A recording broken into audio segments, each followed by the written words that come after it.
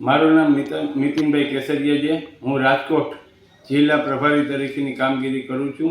અત્યારે રાજકોટ પતંજલિ યોગ સમિતિ તથા રાજકોટ મહિલા પતંજલિ યોગ સમિતિ દ્વારા 8 માર્ચ 2025ના રોજ મહિલા દિવસની ઉજવણી કરવા જઈ રહ્યું છે।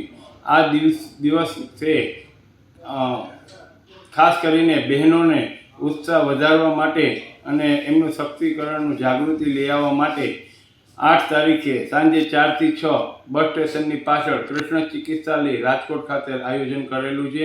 આમાં 10 ટીમો પરફોર્મન્સ કરશે અને જેમાં 1, 2 અને 3 ટીમો જે આ સિલેક્ટ થઈ છે એ લોકોને પતંજલિ યોગ સમિતિ દ્વારા શિલ્ડ આપવામાં આવશે અને બાકીના બહેનોને આશ્વાસન ઇનામો આપવામાં આવશે।